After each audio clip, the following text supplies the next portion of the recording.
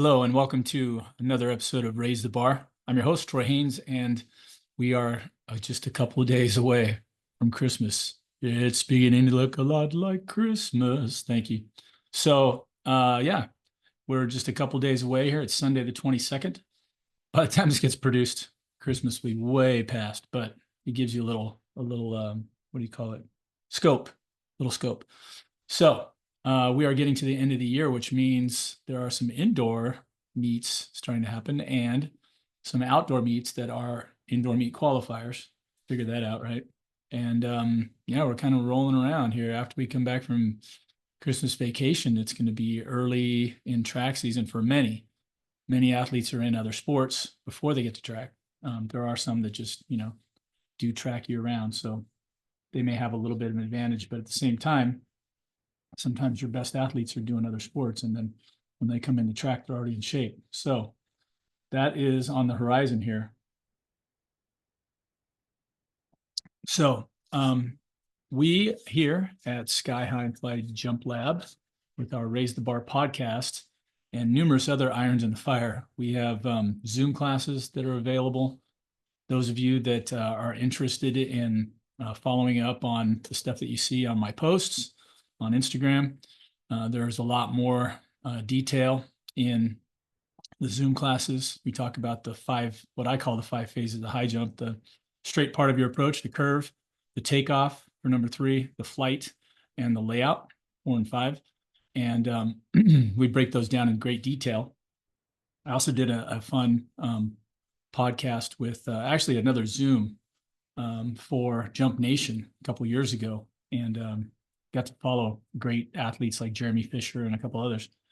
And they asked me what I wanted to talk about, and I said, well, one of my pet peeves is people taking off too close to the bar. So I did a rant for about an hour and a half on the disadvantages of that, with all kinds of video evidence, and that was fun. So I get people, that like to get that one. So we have a podcast, we have the Zoom classes, and then we have both private training sessions, group training sessions, team clinics, and we also have training programs, 12-week variety, sometimes 16. We can modify and mix. They're, what do we call it? They're personally designed for each athlete. So it's not a cookie cutter. Go through and look at the athlete's strengths and weaknesses and then design the program, which has myriad things: lifting, power, and auxiliary. We have sprint work, both contrast and just straight speed. We have agility and neuromuscular stimulation. We have plyometrics. So there's a lot of pieces in there. Good stretch and warm-up routines, hurdle mobilities, activations, and it's specifically designed for the most part for high jumpers. So if you are interested, please take a look at the website. You can find it easily at the bottom of my Instagram page. And then if you do like the podcast, please subscribe. Hit subscribe at the bottom. We have some more great guests coming up. I'm looking forward to having Brad Kearns on again. He's going to be talking about his new book. I'd like to get Cynthia Monteleone back on, a nutritionist and a high-level masters competitor, and world champion, and broken some records and all that kind of stuff. Great guest from Hawaii. I'd also like to see Tony Holler again, the Feed the Cats guy, I call him. And maybe if I get enough clout, I can get the knees over toes guy. That's the guy I'd really love to talk to. So we have a lot of guests planned, and we're going to still throw some athletes at you here and there to see what they're thinking, to see what they're trying to do. We've got 4 years till the Olympics roll around here in Los Angeles, which is amazing. Really going to be 3.5 now. So hopefully it'll be a big show with Americans kicking butt and taking names, but I love the Olympics. I'm really looking forward to it. And my Barbara, my strong right arm, is coming down from Canada to train. And it's gonna be a fun time starting up right here as we get past the old year into the new, and we start a new track season. So there's gonna be a lot of crazy stuff going down. Today's guest is from UCLA. She is still active there, I believe. We're going to find out here in a few minutes. I met her at one of Jeremy Fisher's meets down at Chula Vista this summer. She was competing, they call them sometimes last chance meets, and other times it's just, kids being very smart and going down and listening to Jeremy, talk, which I usually like to do when I'm there. I try not to talk as much as I usually do and listen more. Jeremy was a 7'6" high jumper. He went to the Olympic trials. He has done many of the things that I would love to do, that I aspire to, coaching people in the Olympics, for example, competing at the trials, didn't get a chance to go, but I mean, geez, 7'6", right? And yeah, he's had a lot of success with athletes, both here in the US and from around the world, both NC2As and internationally. So he's worked with many Paralympians, just a great resume. So I had Jeremy on like 3 times too. I'd like to get him back on, but we're talking about Miss Asha, who is going to be joining us here in just a second. She should be hovering around the green room, and we're doing our intro stuff. So anyway, we will be talking with her in just a minute. We've got videos to show you, and we will do that in just a minute. So we'll be back in 2 and 2, as the famous Chuck Wooler used to say, rest his soul. Miss the Chuckster. All right, we'll talk to you in just a couple minutes. Hi, sorry, just getting my headphone. Okay. I'm doing my best Letterman impersonation. I got my coffee mug and Would headphones be better right now, or oh, is it's up like to you. that? I've got a microphone you can't see in front of me, but if Okay. whatever helps you to hear is fine. I don't know if you can hear me there or not. Well, I can hear you great as long as you can hear me well. Yeah, you're coming through clear. Okay, nice. Well, All hello. right. Well, hey, how you doing? I'm doing great. How are you? I'm good. It's been a minute. I think when did I bump into you? Like in May or July or June or somewhere in there? Yeah, I'd say it was like right before trials. So Right. Yeah. July, something like Yeah. that. Yeah. Hmm. So I was telling the listeners coming in that you were down at Jeremy Fisher's Olympic Training Center, and that Hmm. I didn't actually get to see you do anything, and my wife bumped into you before I did because I was schmoozing around, and Hmm. when I came back, she did the introduction because she found out that you were from UCLA. So Hmm. I was looking at your Instagram, of course, which is where I find out everything about it. And I saw that you originally, it looks like you're a UCLA or a UC Berkeley alum. Yes. Hmm. Now, did you come down here to compete as a graduate student? Yeah, I did. Okay, so that Mhm. explains that. And then, but it says originally that you're from West LA. Yes, originally I am from West LA. So I was actually born at UCLA Hospital. So it's Nice, kind of a full circle moment for me here. right? Yeah. Okay. And then, where did you go to high school here in West LA? I went to a couple actually. So I first went to a charter school, but it got shut down. Then I went to University High for like 2, 3 weeks, and I was like, Mhm. oh, this would be great for track. But then I found out I got into a private school called Wildwood, Okay. and that's where I ended up being for 2.5 years. All right. And now we're saying university, was that in Irvine? No, Somewhere else. everyone thinks though that's what I'm talking about too, which is Uh-huh. hilarious. But no, it's actually pretty close to here. It's like Santa Monica-ish, Okay. Bundy, Yeah. Olympic. I don't, yeah, Awful kind of, lot of awful yeah, lot of schools right here in the yeah. Southland. So, Uh-huh. okay. Yeah. So, now how am I saying your first name? Is it Asha or Asha? It's Asha. Asha. See, I got it Yeah. wrong on both. All right. And it's It's Fletcher okay. with an A lot X, of or is people that think just it's your handle? Asia. Yeah. It is Fletcher with an X. No, it's not. It's It's not just your Fletcher with handle. it. It's just Fletcher. Yeah, I Okay. just decided to spice it up a little, I and kind of most like people it. never changed Yeah. it. I've always been this person that's like, I think it's funny when people, there's some pretty crazy names wandering around right now, but I do like when people take a very normal name and then spell it in a really weird way, you Yeah. know, and then, like with a silent, something in it, you're just like, Yeah. okay, wait, what is that? But Yep. yeah. So, all right. Asha Fletcher. Yes. And then, so tell us more. How did you end up going up to UC Berkeley? Mhm. For those of you that are not familiar with UC Berkeley, you cannot just go to UC Berkeley. You got to be pretty smart, pretty smart. UC Berkeley, UCLA, any of the UC schools here on the West Coast are pretty rigid academically. So you had to be able to cut the mustard or they would not let you in, as well as being an excellent athlete. So Mhm. how many sports did you play in high school? And tell us the background of how you got up there. Yeah, so I mean, I was always like a pretty athletic kid. When I was in elementary school, I wanted to be like the fastest runner ever. I was just always sprinting around. I loved running. Yeah. But I didn't really get into travel. I went to one track meet at in middle school. I did the 200. I did actually pretty well in the 200. Hmm. And then I never competed for track again until high school. I got to Wildwood and I joined the team. I wanted to sprint, but one day at practice, I jumped over a trash can. And my coach was like, "You're going to do long jump."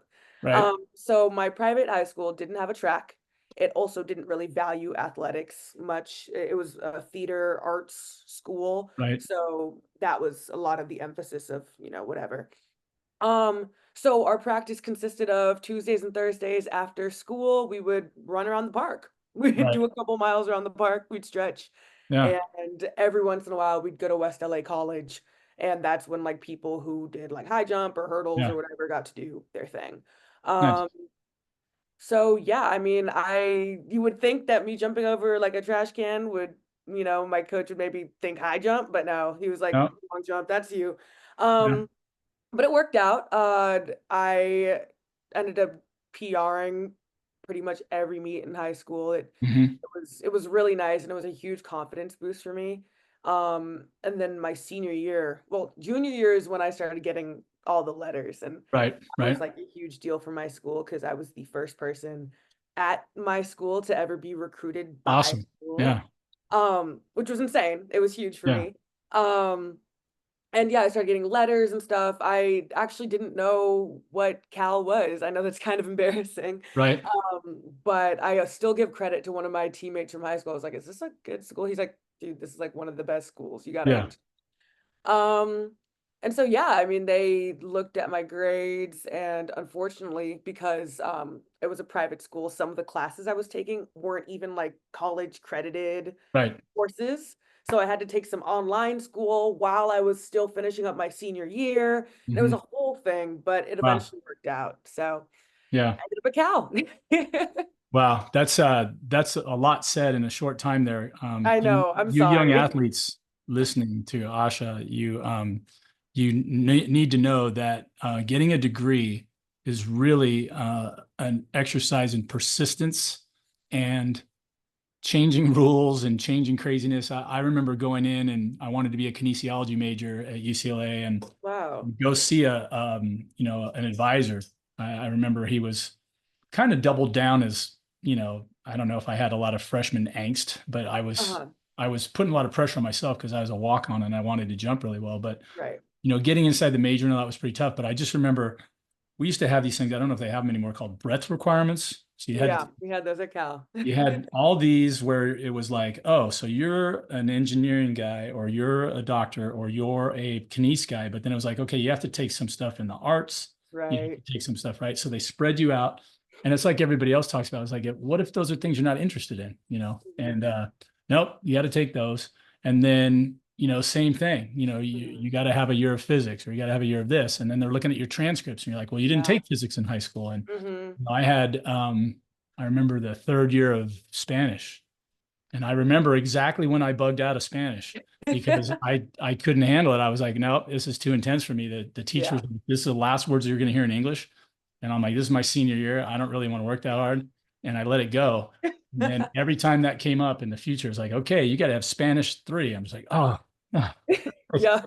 just came up and bit me so many times. I lost track. So yeah, it's kind of a long and winding road. And then at the end, I graduated with exactly 180 credits, which I have no idea how that worked. Wow. None. I mean, long and winding road. So what Right. did you didn't do any other sports now? You just did track? Oh, growing up, I did every sport. I Yeah. was into basketball, I did volleyball, I did soccer for a little bit. I just always liked being outside and Yeah. PE was always my favorite like Right. thing to do, you know. Obviously. Yeah. Well, I mean, it's hard on us because we were born here and we're like, I was actually born up north. And so Mm, I lived in San Francisco and it was cold and yeah. damp and wet. And I was not allowed to go outside most of the time. And it Hmm. drove me slowly insane. I hated it. I'm a Niner fan and a Giant fan to this day. I love the Uh-huh. sports, but as a kid, it felt like being in prison. So Right. when my mom moved down here, I was just like let out of prison. It was like every day you could go to the parks, you could play, like you're saying. I just ran around and Hmm. did whatever I wanted, right? Such a great place to grow up. And those of you that are listening from back east, yes, we're taunting you. You should come out here and, and see what it's like in California. I don't know that I'm ever going to move, I tell you. Um, Yeah. so, all right. So we didn't do any other sports in high school. Now, it's interesting. I just want to ask you this as an aside, Asha. I have a young man who came over here this last at the beginning of the year from China. Mm, He's a brand new client. He's a sophomore. He's got tons of pop. He's super, super strong and quick. yeah. And he's been taking the high jump like crazy. But he goes to, are you ready? Pacific Academy in Irvine, which has a grand total of 200 students. And so when I Is inquired, I it a said, college or is that a high no, school? it's a high school. He's only 15 or 16. I mean, my high So school had three I've never meets, heard of so it. I get You know, it. yeah, it's just like you're saying with Wildwood, right? So I'm like, okay, who do I talk to about, how can we get you to compete? Mhm.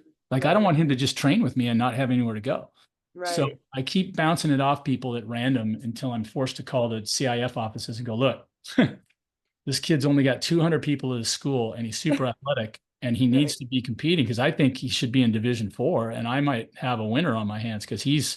he's super talented. So I'm like, okay, I need to find out the rules. Like, can he jump for another school? Can he jump for himself representing the school? Does he need to have a coach that's there on camp? Like, I don't know. I don't know. Yeah. I don't know. So, You can and that compete unattached for sure. yeah, yeah, I knew that part, but then I'm thinking big dreams, get him to CIF and something like that because Oh, I that see. would be Yes. cool, because Yeah, that would be cool. he's got some ability. But all right, so enough of that. And then now going back to you, when you got to Berkeley, was it long and triple, just triple? What did you I do? was recruited for long jump. I started triple jump in college. Uh-huh. You Mhm. hadn't never done it in high school? I did it at one meet in high school, and my first phase was probably like 5 feet off the Yeah, ground. It was yeah. insane. Huge first Um, phase and then step. Yeah, yep, exactly. But I won that meet, so I yeah. mean, hey. Awesome. Yeah. So did they at any time try to get you to become a heptathlete? It's so funny you say that because a lot of schools that were looking at me wanted me to be a hep Mhm. originally, but Cal was like, let's just focus on what you seem like you're good at, which is the jumps. Right. Right. Yeah, it's a weird animal. I think now for some reason I've noticed this over the last maybe 10 or 15 years. It had been a long time since I'd even been sniffing around the colleges to know what was going on because I Mhm. just kind of disappeared into the woodwork for a while and was coaching high school track. And then I really wasn't paying attention to what was going on at the big dogs. I always knew it was like Arkansas, LSU, out there. Then there's still the big dogs out here on the coast. And, you got the SEC still really strong. You've got, whatever it is. And I'm personally hoping for a big renaissance at UCLA because we really Yeah. haven't been very relevant for a while. And Yeah. Yeah. but what was my point? I had a point going back. I do this. I'm getting older now. I'm telling you, my Fine. brain I start laying down stories and then I go, okay, wait, what was the point? Uh, It's okay. I do that now. yeah, we are talking about the multi. So, Hmm. about 15 years ago, I started noticing that if you're going to hire a coach and you're a program, right? And I don't know if it's still the same at UCLA, because one of my mentors is Coach Curran in the pole vault, and Mm-hmm. Coach Curran is one of the best coaches of the pole vault on this planet, and especially Right. here in the U.S. And after 30 years of coaching, they unceremoniously just let him go, right? Yeah. When they brought in the new regime. And I remember thinking, I mean, how short-sighted is that? They weren't even paying him anyway. He was making money because he would hold his clinics there. Yeah. And then at one time he had gone through not just doing the pole vault, was in charge of all the jumps, and all of his guys would do well. Yeah. If you cut Anthony Curran, he bleeds blue and gold. He's Wow. he's like more of a Bruin than anybody I've ever met. Him and the just recently passed Rafer. Johnson. If you ever got the chance to Mm. meet Rafer, that guy, I'm telling you, I mean, he went to every fundraiser.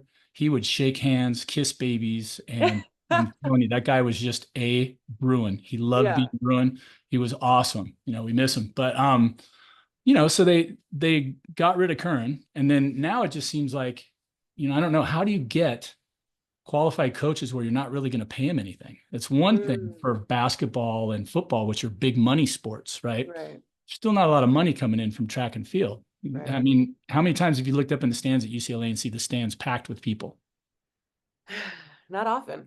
Yeah, right. And you guys are working your butts off and you do a great Yeah. job. And, I remember being there. The only time we would put a few people in the stands is when we were going against SC.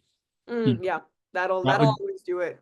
that would be a bigger meet. But most Yeah. of the time, these little quadrangular meets, right? You're going Mhm. against Cal State Bakersfield and two others. There's Right. nobody out there. The parents are out there, and that's it. Yeah. So, yeah, it's interesting that they would go, okay, well, we don't have a lot of money. So what kind of coach would you hire? You would hire someone who can cover as many bases for you as possible. Say, well, Hmm. hey, you used to be a pretty good decathlete, so you must know a lot about everything. And Right. that is both sometimes true and sometimes not. Sometimes Right. guys are just good athletes and they kind of fudge it, and they might Yeah. not have any coaching skills, Yeah. to help people. But the assumption is you did all these things, you did them pretty well. So let's give you all this stuff and we'll Right. pay you like $20,000 a year. Right. Oh, Wow. I know it sounds grim. So let's talk turkey. You went to Cal Yes. and you were recruited as long jump. You moved into triple. Did you abandon long or did you do both?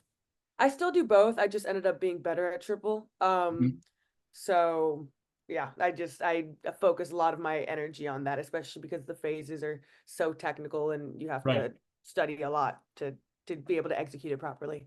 Yeah. Well, as you say that, Asha, I'm like, can you tell the listeners, because I'm usually doing a lot of long and mostly high jump, Hmm. very little long every once in a while, and then a smattering of pole vaulters because I've coached all three jumps in the pole vault, so dabble, a little bit. And I was a high jumper and pole vaulter in high school, and I got the very first thing I ever did in track and field was long jump, and I think that was it. The first time Hmm. I won the long jump at 12 years old and jumped 12.8. Wow. I remember that.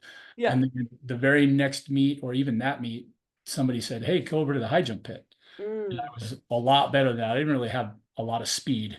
So Right. I was better at just jumping straight up in the air. And Right. whatever this is 1976. I was 12 years old and I had just watched the Montreal Olympics with Dwight Stone. So I Hmm. kind of ran up and jumped over. Everybody was going, "Ooh, the flop." It was all Hmm. brand new. Hmm. So anyway, I only had a couple skills, but unlike yourself, you're going long and triple. But why you mentioned that the triple is technical. My personal feeling is it is one of the most technical, grueling events. And when Heavy on people make that. it look easy, I always tell my kids, I go, look, when somebody takes something that's really, really difficult and makes it look easy, you have no idea how much time they put into it to make it look like that, For real. because my great coach, Elias, who worked at Long Beach City, he was a high jump, long jump, triple jump guru. And I Mm. only had one of those skills, but he made us do some of the triple jump bounding. So that's where Yeah. I kind of learned about cycling and some of the phases, but I was, I was never going to be a triple jumper. Still not enough speed, or any of that. So, Hmm. and I always had bad shins. So I was like, there's no way I'm going to do three jumps every time instead of just Yeah. one. Yeah. But what is it about the triple that's so technical for the listeners out there that really don't understand why it should be so hard? Oh my gosh. Yeah. I mean, everything about planting at the right, it's all about timing, first of all. Mhm. Huge part of it. Everything about placing your foot at the exact moment it needs to be placed right under you, the cycle, having to land properly. I did ballet growing up, so Mhm. very toey doing track, and I've had to Yeah. completely like Learn. really Yeah. have to land completely dead flat on your foot because I've had issues with shin splints for the longest time because of Right. it. And after enough times, you're like, man, I just got to do it. I just got to land flat because if I Yeah. don't, I'm just going to be in pain all the time. Right. Um, I mean, it's very injury prone. Half the time I'm like convincing myself like, okay, I got to do it because it's scary. You're running full speed and then Right. you have to like execute like this dance almost with the perfect amount of weight or Right. else you can topple over, the perfect amount of floatiness, the patience that goes into it. You cannot rush Yes. triple jump because you're trying to, stay in the air for as long as possible and hold your Right. phases for as long as possible. So there is a lot that goes into it, and it even looks painful. Like if somebody's not done Right. 100% right, you're just like, oh, like, Yeah. Oh yeah. So I I have a huge appreciation for it. Now, I had a high school teammate named Dwayne Washington who mhm. he came to UCLA with me. So we ended up being roommates our freshman year. So Oh I was a yeah. high jumper. He was definitely a triple jumper. He Mhm. jumped 48 feet at CIF prelims his senior year and made it to Whoa. CIF finals. And at CIF finals, he scratched all three times. And that was, Mm, I was like, oh, dude. And then I had a little bit longer run, but we both walked on, and I remember when I would watch Dwayne, he was not interesting enough. He wasn't much of a high jumper in high school. But when we got to UCLA, I'm telling you, that kid, he got so strong in the weight room. really. I went and watched him one time. He used to be throwing out some names for some of you older athletes like me. Mhm. Dwayne used to hang out and literally like Mutt and Jeff. His best friend was Shane Mack. Now, Shane Mack played baseball at UCLA and he was on the Olympic team in '84 and won a gold Mm, medal. And he mhm. played for the Twins. And I believe he won at least one championship with the Twins. He was a great athlete, just like Mhm. Dwayne.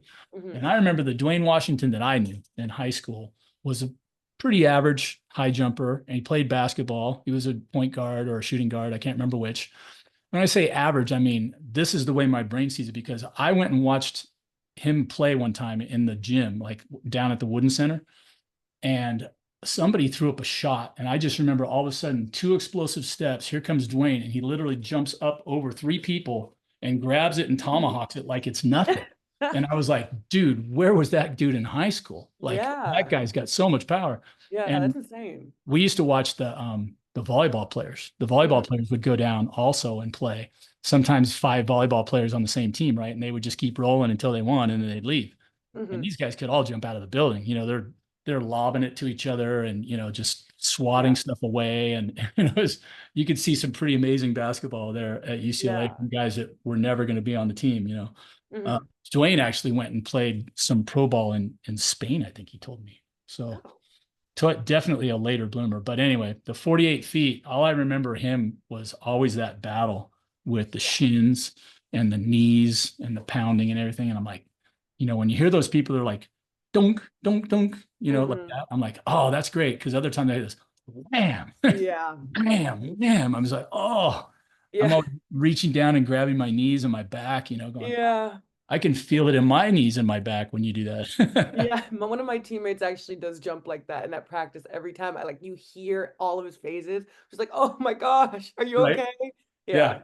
Yeah, They're stomping holes in the track, right? yeah, Yeah, it's amazing too. And some of them are strong enough where they can do it. right. So now this last year that I saw you, was that your last year at UCLA or do you have any graduate stuff left? I have one more indoor, so that's what I'm Mm. gearing up for right now. Okay. Well, I know it's so weird out here. This is not going to make any sense to you people, again, in the middle of the country on the East Coast that listen to this because we don't have indoor training facilities in Southern California. Yeah, There's no need for them. It very rarely rains here. It's right. very rarely too cold. We can go out and train. There's no Mhm. snow on the ground most of the time. We can get away with murder here. So when you're training outdoor Right. and competing outdoor to get Hmm. an indoor qualifier, which, and then, I mean, I remember that. I don't know if did you go to Sunkist or any of those meets when you were in high school? No, I mean, yeah, in high school we didn't even have an indoor season. Yeah, well, I think those went away. So I'm dating myself now. Okay, this is 1982. My senior year was 1982 at Millikan High School, and I think I jumped 6'8" as a junior. So I was one of the top returning guys. A lot of guys left that year. Anthony Hmm. Kerr went to SC, jumped 7'4". Mike Powell, the world record holder in long jump, was a 7'1" high jumper in high school, maybe Wow. 7'2". I don't remember. I always tell the story. I met Mike at the Arcadia meet and he comes walking up to me and I'm just so stoked. I'm a junior. I just jumped 6'8" literally the day before Hmm. and they got me in. My coaches called him up. Said, we got a guy jump 6'8" yesterday. Can you get him in? They said, sure. Because Arcadia wants everybody there, right? Right. So I'm just like, oh, cool. And I'm like a little kid, man. I got my autograph book and I'm walking around and here's Anthony Kerr and here's, Mike Powell. And there's like 6 or 7 guys that were 7-footers that year. It was crazy. Yeah. So I'm just like, hey, can I have your autograph? And he walks up to me and he goes, hey, how you doing, man? I go, hey. And he goes, is that your mark there? And I'm like, what, this piece of tape? I go, yeah. And he goes, okay. And he looks at the bar and he just jogs up to the bar, kind of takes a couple stutter steps and just pops over 6'6". And he's like, Nice. okay, yeah, thanks. And then he runs off to go do the longer the triple. And so that was about the first time I met Mike Powell. And I'm just like, oh my gosh, this guy is just so athletic. I mean, he Yeah. had like a 42-inch vertical. It was unreal. That's Um, insane. so what are we getting back to now? I keep wandering into stories about Yeah. me. We're supposed to be talking about you. So you are doing, oh, we were talking indoor. So yeah, I just remember, see, you don't have it. We had the Sunkist meet. And when I got to the Sunkist meet, it was terrible. Because I don't know about you, but when the first time I got to indoors, I didn't know anything about indoors. So I have my spikes and it's a wooden track.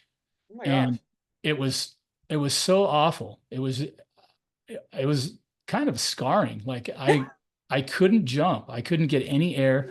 Yeah. They had us in this really tiny confined space. And now my approach was 20 feet wide in high school, which is way too long. And Mm. Dell and Lee used to laugh at me and they made me crunch it down. But I literally was pushed to like 12 feet. And I go, hey, my approach is long at this. Can we move the mats? They're like, no. I'm like, okay, well, I guess I'll just run a much tighter curve. And I Right. had broken my hand playing football. I could not get off the ground. So I Uh, no-heighted at like 6'4", and I watched the 2 or 3 time state champ Maurice Crumby jump like 7-1 or 2 indoors. And I'm just nice. like, yeah, I hate this place. So after a couple of years out of UCLA, I trained and really hard to get an outdoor qualifier. I Mm-hmm. jumped 7'2.5" somewhere to get to the LA Times indoor meet. And Mm. once I got there, it was the same. It Yeah. was wood. It was indoor. It was very cramped. Like if you've Uh-huh. ever seen them run those races where they're running around the track and it's only like Yeah. what 250 meters or 300 meters. Yeah. It's Yeah. crazy, right? And there's these Mm-hmm. high bank turns and people are crashing all that. I'm just like, oh my God, this is just a nightmare. I So know. yeah, so you're trying to do that same thing. You're trying to get an outdoor mark to go indoors. Now, where does UCLA compete when they do go indoors? Has it got to be somewhere up north or somewhere back in the Midwest or something? Is it just for one meet? Do you guys try to qualify for the NC2As or how Well, does it what's go? interesting is that because we're in the Big Ten now, indoor matters a lot more. Um, True. That's right. I forgot about that. beforehand, indoor was just like, we'd go to New Mexico maybe 3 times and then, the season was over. But this year we actually have the same amount of indoor meets as outdoor meets. And we're Really? going to Clemson, we're going to BU, we're Nice. going to Washington. It's actually really interesting, and I'm really excited for it. It's part of the reason I'm doing this indoor is Yeah. because I'm like, I can't wait to see like how the Big Ten does it. Like it's Right. legit. Yeah. And then we gear up for NCAA indoor championships because there's Right. regionals, so you just gotta either make it or you don't. Right. And then there's also World Indoor Championships. Not sure. Right. Yeah. So that'd be cool if I Yeah. were able to make those. I didn't even know that was a thing, but Well, it's a thing. what are your marks now? What are you going to have to jump to get? It's top 16 for the regionals out here. Is there There's Canada? no regionals for indoor, so I don't know. I don't Oh, know what okay. it is for nationals. I'm gonna guess it's probably top 16. Yeah. Yeah. That's what it usually is, right? So what are we thinking distance wise? I have no clue. I don't know how the Big Ten jumps, and I'm also not someone who really studies like marks and stuff. I don't know. Yeah. I'm an interesting track athlete because I just don't really study my competition. I'm very much like I want to jump a certain thing that's going to be best for me. I Right. don't want to know what everyone in my Instagram feed isn't like all track related. I'm very Right. much like track is on the track, and when I'm home, I want to think about myself and other things that I Right. enjoy doing. Okay. So, to big picture, you're going indoor in the Big Ten. I keep forgetting that's so awesome. I I know, remember right? thinking that would be great because, it's right now, literally in almost every sport, it's Big Ten and SEC. Right. Now, the ACC is still pretty good in basketball. They're not usually good in football. Like Clemson got their butts kicked yesterday. Mhm. You're not going to have a lot of great teams out here from the Big West, the Mountain West. You might still have some teams from the Big 12, right? Mhm. Kansas and those.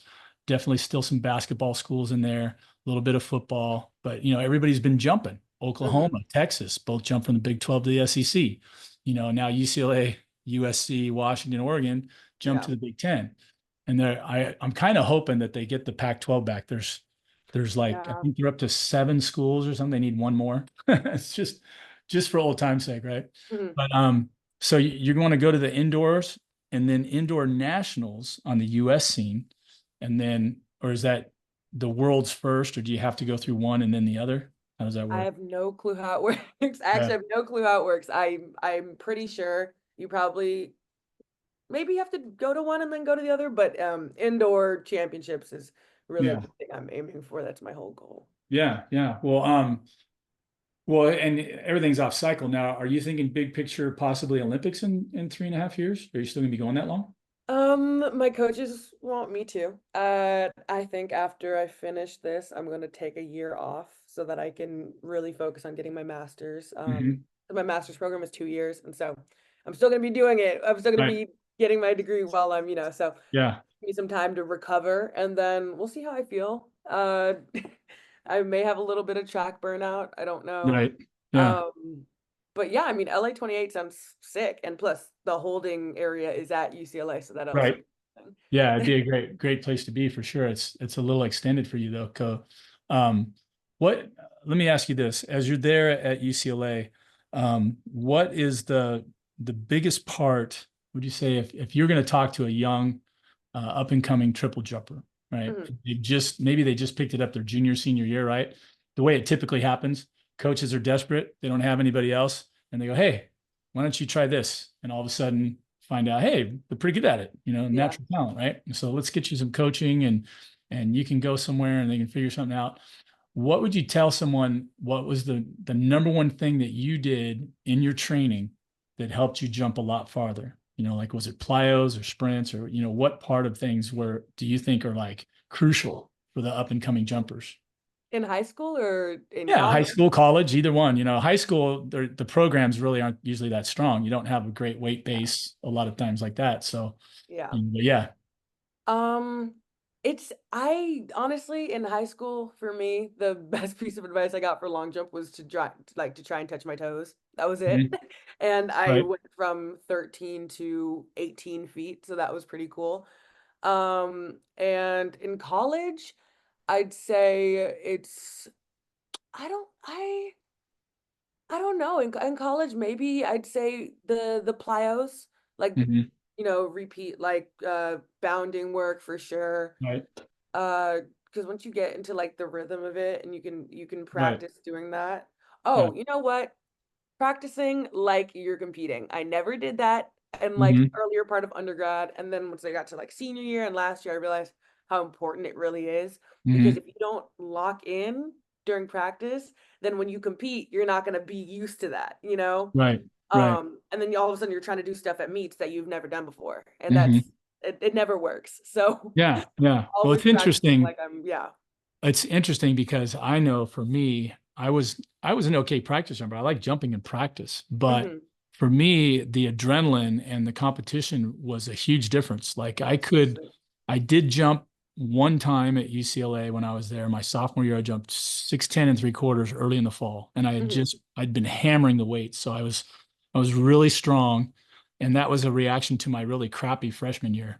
So Hmm. I was lifting a lot, doing hang cleans and all that. It was pretty explosive, and I 5 stepped 6'10 3/4. That's why I knew I was gonna have a good year. But then, other things, when you're talking about bounding or weights or, what does it do? The plyometrics, that was something it's funny when everybody talks about it now. When I was at UCLA in 1982, my freshman year in the fall, that was not even a term yet. I don't think if it had been invented, the Russians were still holding that information over there. And like I said, my little Romanian coach that I started working with at Long Beach City, he made me go to the Cal State Long Beach Library and look up these old Soviet review magazines where they were showing, guys jumping from 7 foot high platforms, right, and dropping and catching and then jumping out of that. What? And oh yeah, incredible depth jumps, like literally Mm. 7 or 8 feet high, like Yeah. you would train someone to jump to learn how to fall out of a plane and do parachutes, where you Right. you let your legs collapse and whatever. And so they're always like, oh yeah, these Russians are amazing. It's like, yeah, how many did they destroy along the way, because Right. that's some high impact, from Yeah, that that's high up, trying insane. to catch and then jump out of that, right? But Right. anyway, plyometrics were a relatively new thing Mm. that we started using my senior year. Now, we had been doing plyometrics, like you talk about, bounding up the bleachers, single leg, double leg, that kind of stuff. Mhm. Did you guys ever go to Jan steps and try to bound up Jan steps? No, we haven't. We haven't. I'm surprised by the lack of stairs that we do, but I'm not complaining. Trust me. Yeah, well, they're all cement, so Yeah. not a Yeah. lot of give. Yeah, I was being trained by two jumpers my first couple of years, Dell Davis and Lee Balkin, who are number 1 and 2 on the all-time list there, Hmm. and they were just like, yeah, let's just go jump up and down the stairs. We did so much volume. I look back on it and I'm just like, that's a wonder. It's a wonder that I have anything left. Um, Yeah. like my knees weren't ground into powder or something like that. But Yeah. what have you found to help you with, again, working for these young athletes like yourself in this grinder event? What do you do to recover so that you don't end up at the biggest meets of the year running on razor blades like I've talked about before? Yeah, I mean, one thing I love about UCLA is they want you to go see the trainer for absolutely everything. Mhm. And I think that a lot of schools, not a lot, but some schools have this mentality sometimes where it's like, if you're in pain, like push through it and whatever, whatever. I know that Right. works for some sports, whatever it may be, but for track, like you are literally training your body year round to be in the most physical, tip-top shape that you can be in so that you can Yeah. go to these huge meets and be like on this huge stage, like whether it be the Olympics or Worlds or Diamond League, whatever it may be. Yeah. So it's super important that every little thing like is up to par, you know? Um, because if you have like maybe some random pain in your back and you're like, I can still practice though, who knows what that could manifest, what that could turn into, Right. who knows what Yeah. that means. It could be connected to your arm and suddenly your swing is off, your torque is Yeah. off, like who knows what it could be. So I really like that for everything they tell us to go see the trainers, which has helped me a lot. So I'm always in the training room doing whether it be, PT or uh I'm not a big ice bath person, but I do like contrasting occasionally. Yeah. um, I like acupuncture. I get a lot of acupuncture, dry Okay. needling, whatever it may be. Do So, they do that there at the school? They have well, that? Cal, they had acupuncture. Here, they just have dry needling, which is still nice. It works. I think it works. We still have cupping. But all of those I think are really important. I haven't done I haven't done acupuncture or cupping. I did love ice baths. Really? The great John Smith, I don't know if you've met John out there at practice, but he still is around the area. He created multiple Olympians back in the mid 80s with you know, Steve Lewis, Mike Marsh, all the Danny Everett. There's a group of sprinters, Kevin Young, who broke the 400-meter intermediate hurdle record, Mm, and held it for a long time. He won the gold in 88, I believe. They're 88 or 92. hmm. We call him Spider-Man. John was a world-class sprinter before he became a world-class coach, and I Yeah. believe he's still coaching. But he was very gracious, and I asked him for help my senior year because I wanted to work on my speed. And Hmm. he taught me a bunch of really good things that helped me quite a bit. And even after I'd left, I had his phone number, and I remember I called him one time. And I said, "John, what can I do, man? My shins, or yeah, my knees bug me more than my shins. What can I do?" And he was like, "Dude, you need to start doing ice baths."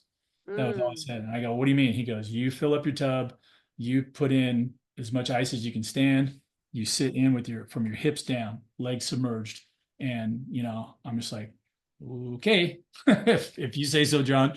So I got in there, and the first time was murder, like everybody yeah. talks. And I was like, I mean, all your nerve endings are just frying, and they're Yeah. telling you to get out. And I'm like, Yeah. and I just toughed it out. And then 3 minutes in, bliss, right? You're just numb, completely numb. Like I'm just like, oh, this is great. Now I don't feel it. So I stayed in, I think, for like 18 minutes. And when I got out, I was all hypothermic, Right. shivering, for a good half an hour. But man, my legs felt like $1 million. I was like, this is amazing. It really, really, for whatever reason, for me, it was a great recovery tool. Like Hmm. I was using it to double up on workouts. I would go Wow. early in the morning, sprint, bound, whatever, plyos, Yeah. then ice bath, and then come back and do Mm, an afternoon session. And yeah.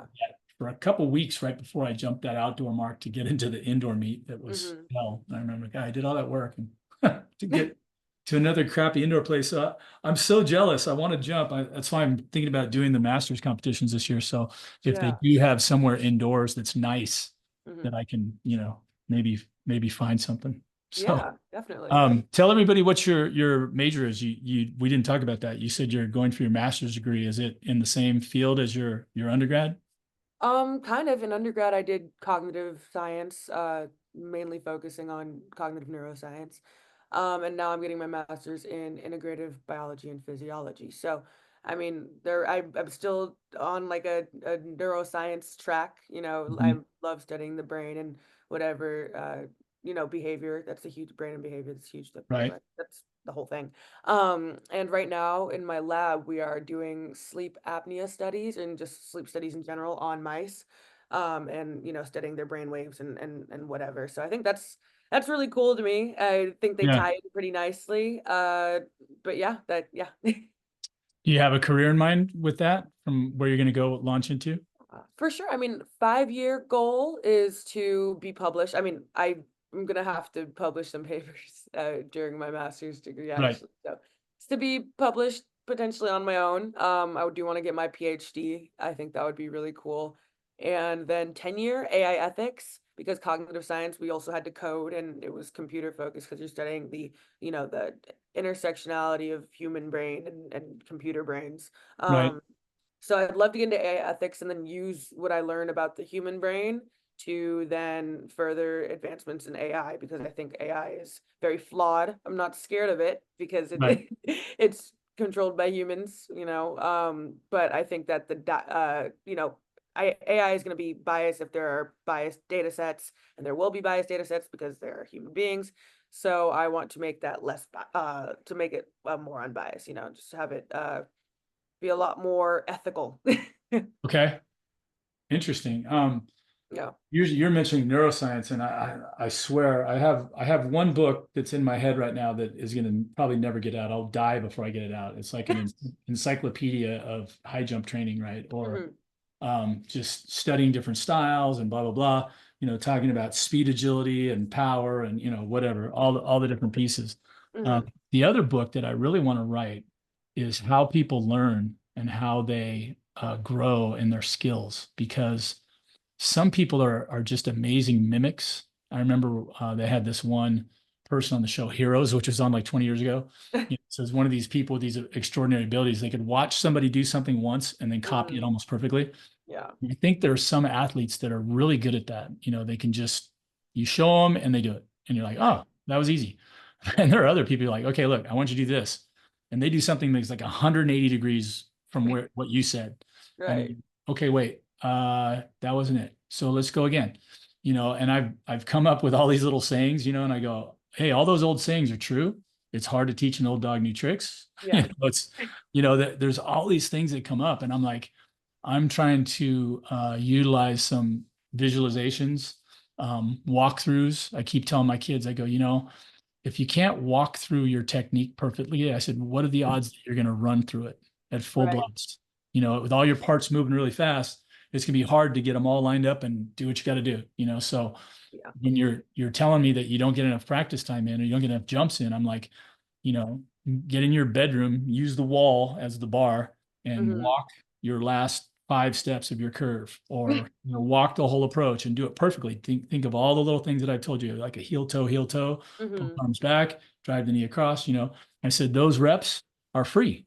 Right. You can get a lot of reps in, and I said I believe that you can program, your brain to the visualization stuff, and the what I call both walkthrough and visualization stuff is as old as being at UCLA. I remember that classic study. I don't know if they told you, but they said they took like 60 people, stuck them into 3 random groups, and they did the free throw study. So they said, you guys are the control. So they test them and Hmm. bring them back in 2 weeks. They test them again. And then you guys are the study group, quote Hmm. unquote. You guys can practice as much as you want for an hour a day for the next week, come back and retest. So Hmm. we're going to see if practice helps get any better at free throw shooting. And these are Yeah. completely random people. They're not athletes or whatever. Right. And then they had a third group, which was the surprise study group, where they said, you guys cannot practice, but you can visualize shooting free throws. Mm-hmm. So you can go up there and just be like, dribble, dribble, dribble, boom, right? Yeah. What they found was really interesting because the people that practiced for an hour every day definitely got better. The Mm-hmm. control group did exactly what they should. Some got better, some got worse, Mm-hmm. and the effect was minimal. So the control was fine. The experimental group was fine. They were a little bit better. But the interesting thing was the people that visualized almost improved as much as the people that practiced every day. Right. And so that was one of those studies that I remember reading about as I was an undergrad in kinesiology that I was like, that's pretty amazing, And so, and I had always been, even from high school, I think my junior year, we started watching video. This is Mm-hmm. like 1981. These huge RCA camcorders, they were like 60 pounds. They used to sit on your, Mm-hmm. now you got these phones that weigh like an ounce, right? You're like, these things were huge, and we'd video the whole meet. And my friend Dave Wicker, who was a year older than I was at Millikan High School, we would watch them, and I could pick stuff up. I was watching, I didn't have anybody teaching me about biomechanics, but I remember thinking, guy, you can see how much, Dave's better at leaning here and his knee Mm-hmm. comes up higher. And, I picked up a lot of things from watching video. Yeah. So, there's visualization, and Mm-hmm. some people suck at that. Yeah. I've had athletes that you're just like going, and even when you show them, Mm-hmm. sometimes you go, here's your video, and you watch them, they're kind of looking around like they're not visually oriented. You know what I Mm-hmm. mean? So yeah, it's a fascinating area of study for me. So I don't know if that's you're talking about something a little bit different, but I Yeah. do see the neurological stuff. I believe in, burning things in sometimes, like, Mm-hmm. and if you're trying to get rid of a certain thing, difficult for many, Mm-hmm. like, there's one thing that I've done for every year. Let's say you had one thing that you did technique wise. You're like, God, I wish I could get rid of that, and why does it persist, and how do Right. you get it out of there? Like with Elias, for me, it was going, heel toe, or Mm-hmm. driving the knee across or whatever, and some people just can't pick up Yeah. one thing, no matter what. I mean, I've had kids that I do like 10 different drills, 15. I'm inventing drills to get them to do something, and you're Yeah. like, I'm just trying anything. Mm-hmm. So, well, hey, I don't want to take up all of your day. We're getting close to an hour, but I want to Yeah. show everybody you to keep talking about me, and I'm just not that interesting. I'm old. You're No, beautiful. You're smart. You're going to be a thank you. scientist writing books, and you have high level videos. So we're going to share screen. Let me I will give share. you context. I sent you a couple of different ones so I could give you some Yeah, more. yeah, I've got them all in a folder, so we Yeah. should be able to do that. Okay, can you still see me there? Yes. Okay, and then here's your folder. All right. And I don't know which order these are in, so if you want Yeah. to change them, we can. Oh, good. This one's spreading out nice. Sometimes I get those ones that only stay narrow, and you're like, huh, Yeah. like I Yeah. don't know enough about all the little details as to why it does that. Okay. Yeah. So And this one's from high school, and this is what got me to state. But I thought it was interesting just to see the way I used to jump to give people mhm. hope in case they jump anything like me, that you can still make it to a certain level. Is So, this Mount SAC or the this is El Camino Master College? Mead. Oh, the school. This is. It looks like El Camino. It probably was. Yeah, I'm gonna say El Camino. El Camino had the Mount SAC meet for a couple of years. That's why I said Mount Mm. SAC. It's not obviously the Mount SAC, but yeah, okay, that was a mistake. But yeah, okay, here we go. I did like this facility. It's had some good Yeah. jumps there. All right, here she comes. I don't think I can make it any bigger. All right, and there comes. This is long jump. Yeah. Our uniforms were basketball shorts. Right, nice. All right, D4. Yeah. so I'm seeing some nice high cycling, and bam. And there's the reach for the toes a little bit. A little bit. I A little tried. I bit. still have a problem with dropping my feet. Yeah, yeah, it's tough. I think a lot of times for me, I don't have a ton of experience coaching long jump. I mean, I've done it for a lot of years, but it's Mhm. not my number one thing. But the one thing I notice about the long jump that I think it's a little counterintuitive to a lot of long jumpers is the importance of leaning back at Mm. takeoff. I tell everybody, high jump, long jump, triple jump. If you're over your foot, like you're talking about, now Yeah. I can maintain my speed and Hmm. get that foot down under me. But if I'm kind of right on top of it or just a little bit over it, I'm asking for a front flip or a really Absolutely. short phase, right? So if I Absolutely. can get back and I can transfer, get those arms up and get the knee up, and Yeah. then, after that, it's a magical juggling act of trying to get either both arms back for, someone who's a repeat double armor, or I've seen the wild windmills, right? Going through a Yeah. triple. And it Real. seems like, I mean, does anybody use both arms in the takeoff and the long jump like this? I don't see it. I usually see just the runoff, right? Yeah. Yeah. One Normally just arm, off. I yeah, mean, one people arm. jump crazy different ways, so I'm sure there are people out there that use the double arm to take Yeah, off. yeah. And then so you're just a hang at this point, right? That's Yeah. just sit up in the chair, pop the Yeah. feet out. So did you change eventually to hitching or did you stay in the chair? I I don't know what I do actually. I never learned how to land. I never learned how to long or triple jump really. So Uh-huh. I didn't learn how to land. And so I'm learning that right now with my coach. He's great.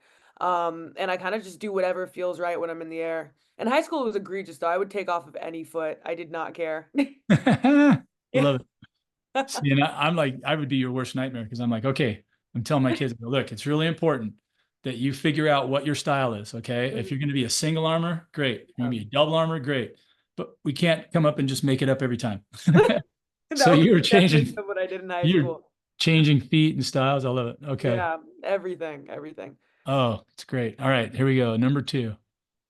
This Via one number two. is Texas Relays Ooh, from my senior year at Cal. okay. This is the mark that got me to regionals. I'm gonna move this thing up Like out of the way up here. Okay. something. And how far was this one? I think I don't know exactly which video I sent you, but if this is the one I think it is, this one was this one was 13:38, I think. So you're in the 40s now. Okay. Yeah, 13 is at least 39. So you got to be more like 41 or 2. it's 43. 43, yeah. I'm the worst metric conversion person. Oh my gosh.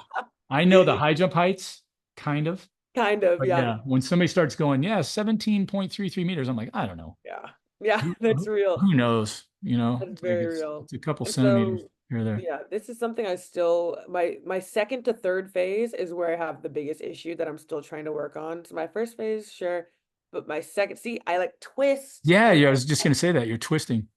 I get very twisted up. I still don't really know why I do that. I think it's just I don't have a ton of core strength, which I'm trying to work Hmm. on too. But yeah, I just have to kind of go. And so you're doing the windmill thing, right? So you're jumping and then switching Hmm. around. Is it the Right. same arm when because you're landing on the same leg? So is it the same kind of action off the board? You're putting your left arm goes back, your right arm Hmm. goes forward. They swing around. Yep. You kind of hang there. Then its left arm goes back, right goes go forward. Yeah. Right. Okay. Right. Different for sure. Right. Um, so yeah, the first phase is real long. Yeah.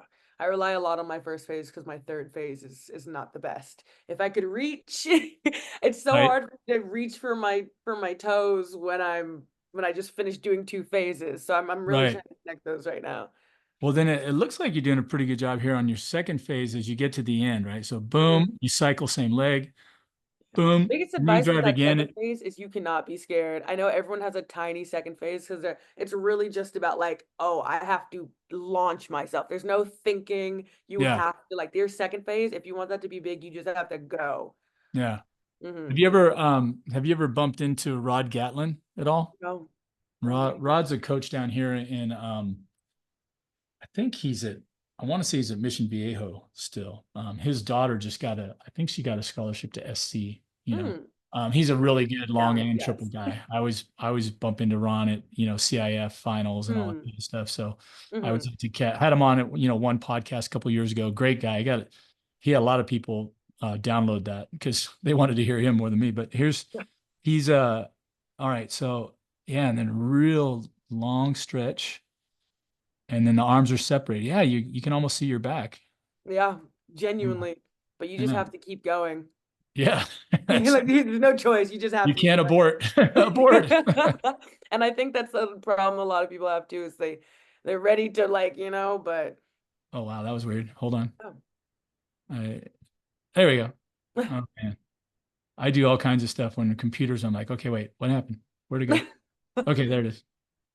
This So where jump are we? was last year at regionals. I unfortunately did not make it to nationals last year, but That was a lot of other stuff. But this Was this jump I indoor or did from outdoor? scratch. This is outdoor. No, outdoor. I mean, Obviously, for were you qualifying for outdoor? No, this is trying to get a mark for you said for nationals. for nationals But I outdoor. was a Okay. toe over and Oh, so this is a scratch? yeah, but this would have gotten me to nationals. Oh, But I look a lot more, I look like I have a lot more control. I uh-huh. mean, I got stronger for sure. I Let's play aged. one of these full speed. Yeah, I haven't let you go full speed yet. well, that's fine. The Okay. weights program's Get different. some Yeah. nice extension there on that third phase there. It looked like the arms a little bit better. You got them both up. Yeah. You had a chance to swing and reach, you The know. weight room situation at UCLA has been very different from my experience at Cal. Uh-huh. We're really, and I think weights have been a huge, we didn't have a weight room in high school, so it was literally just, Yeah. but I realized that I really am a power jumper. And if I have control over the power that I have, then Yeah. everything will be golden. Yeah, I've been really ranting and raving on power with all my athletes because I go, look, we're in a power game here, and Hmm. in the world of physics, I keep telling them, I go, there's a lot of people that talk about the difference between a speed guy and a power guy. Hmm. And they're really using the wrong terms because in power, the formula for power in physics is force times velocity. Hmm. So what people think of as power, I think of as exerting force, right? Right. If I can exert a lot of force on the ground, it's going to accelerate me forward, it's going to accelerate me up because we're living in Newton's, mechanics. And as you push against the ground, there's an equal and opposite force pushing you off the ground or Right. forward, or what angle you're picking, right? Yeah. So I always tell them, I go, look, power, which is what we're all interested in, is force times velocity. Now, Elias used to tell me, he said, when in doubt, when I was coming up to a third jump, right? Hmm. And he would say, hey, when in doubt, run faster. Yeah. just run faster. If you Yeah. look at it, you go force times velocity.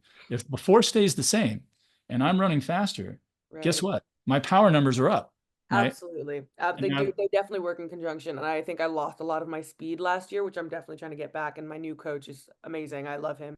Mhm. And he's definitely helping with that. So once I get faster, then the power can really, you Right, know, right. Because you're going to be exerting the same amount of force or more force right, and be moving faster as you do it, which, right, for high jumpers, I keep telling guys, okay, if you're running faster and you're going to generate a lot of force, you better be leaning back and get away from that foot. Because if you're right. off balance, you're going to go, right into the pit. And I can see this, the same things with you. All right. This is our This fourth is and final video. regionals. This is what got me to nationals. Okay. Yeah. And same year or a year earlier, or you This said was senior year of New Year college. at, So still at Cal. at Cal. Hmm. Okay. How tall are you, I'm Asha? 5'8". 5'8". Okay. This helped a lot. Boom. Boom. Little behind. I know, right?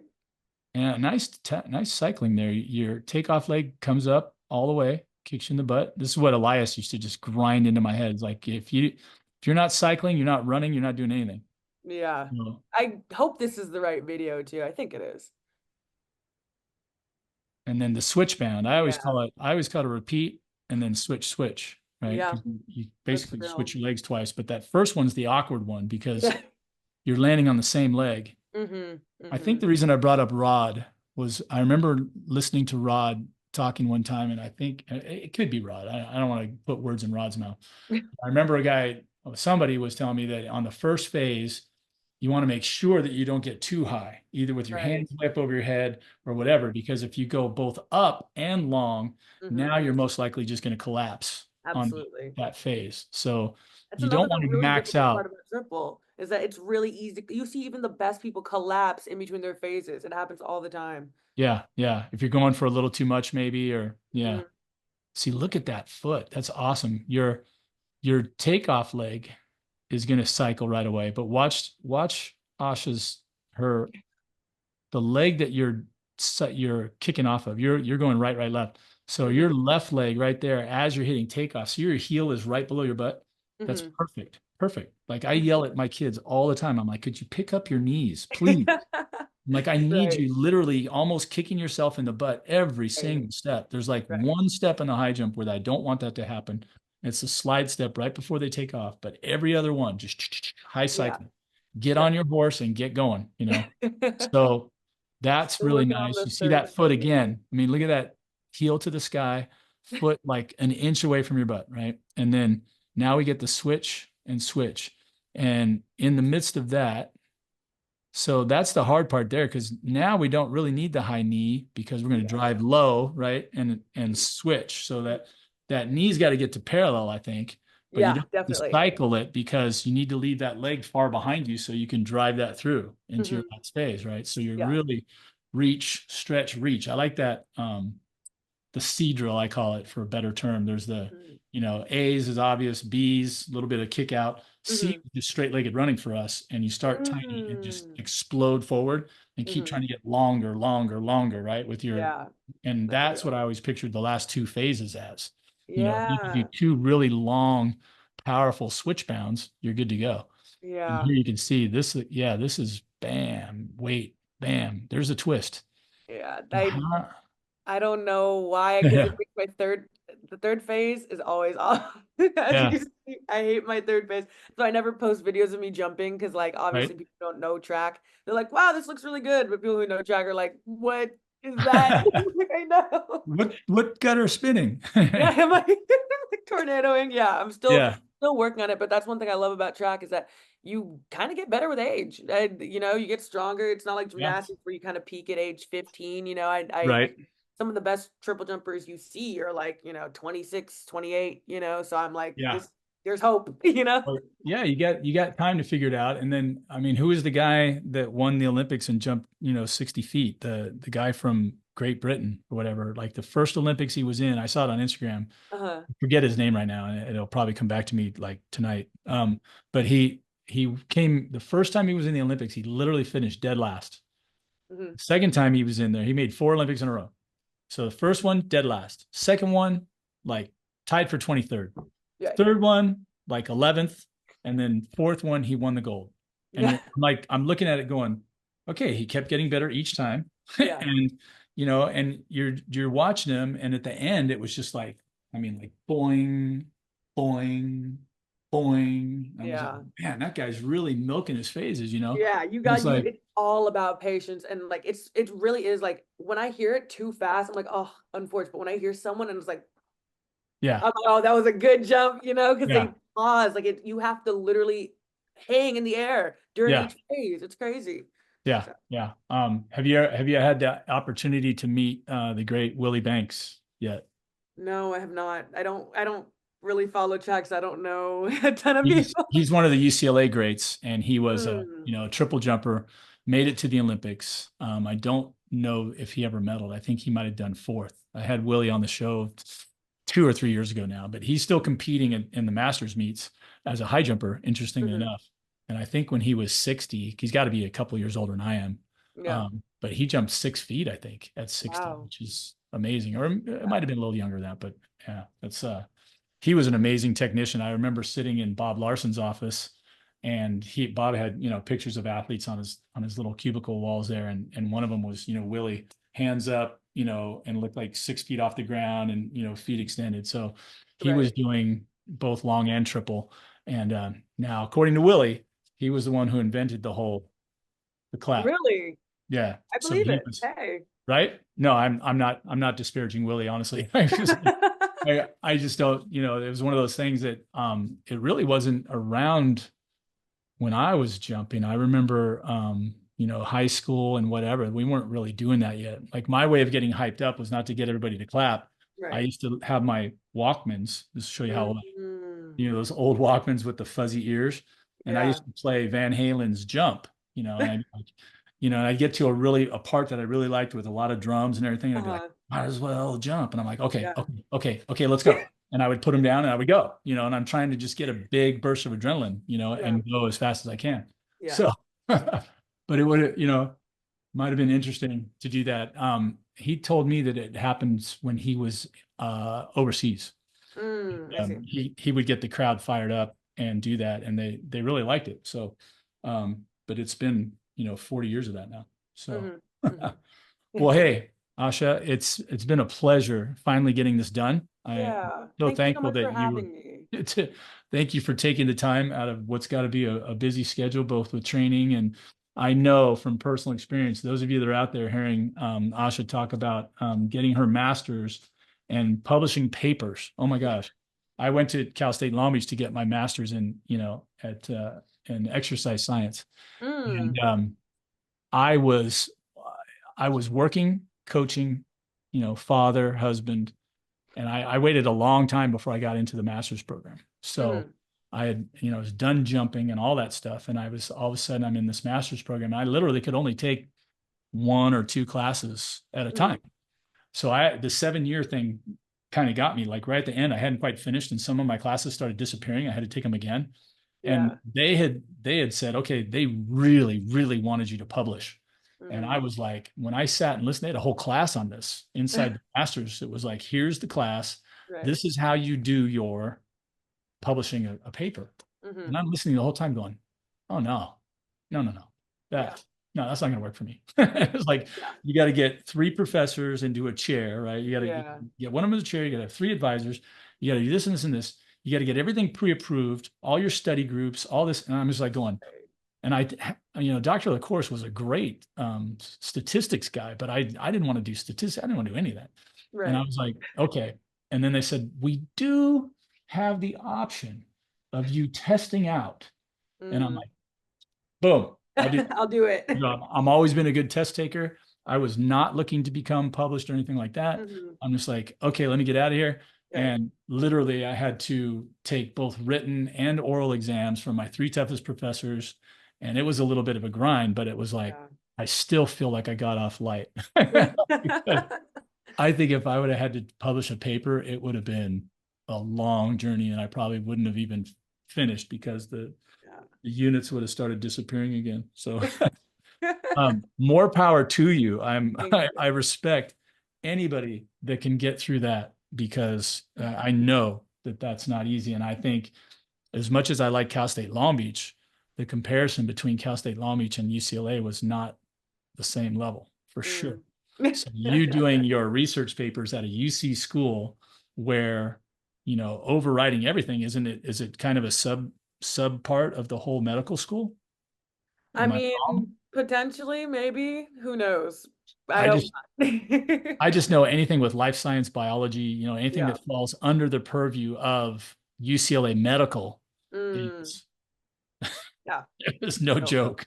Real. Real. It Yeah, is. it is no joke. It's going to make that is an amazing feather to have in your cap that you're going Thank to be you. published, and then trying to get a PhD on top of that. Anyway, I'm all wow. Okay, so Thank you. Thank you. well, Asha, it has been such a pleasure. I'm trying to get up to UCLA every once in a while. So, but you're not going to do outdoor. No. So, um, and I But have I'll be not, there for the dual meet.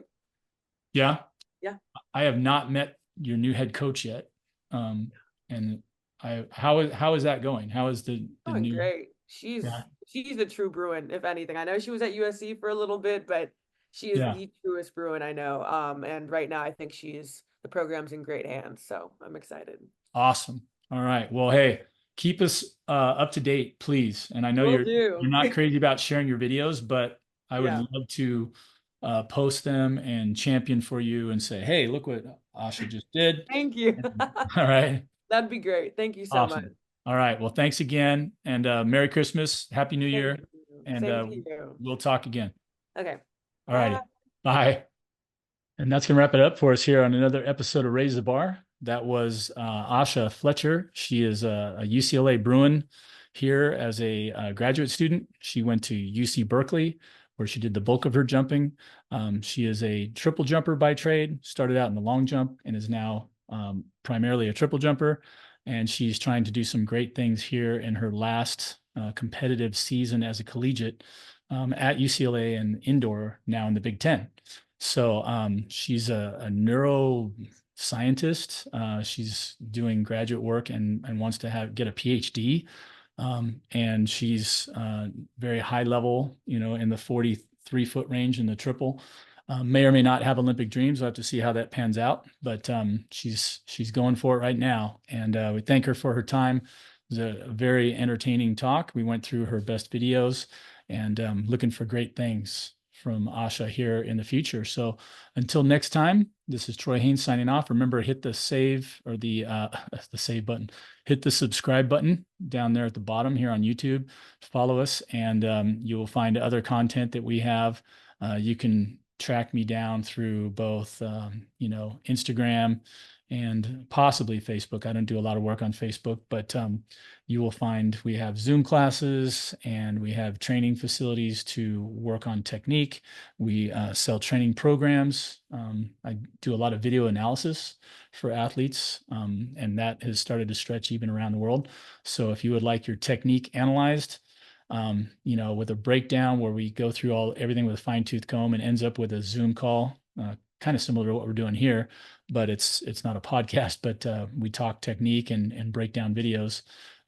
You can, find out how to do that on my website. So until next time, and this next time may be after the holidays as we merge into 2025. Until next time, Troy Haines signing off, wishing you a Merry Christmas and a Happy New Year. And like I said, you guys, I don't know if I'm gonna get this one done fast enough to where you hear this around this time. So anyway, it will date it. So until next time, this is Troy Haines signing off. Thanks for listening.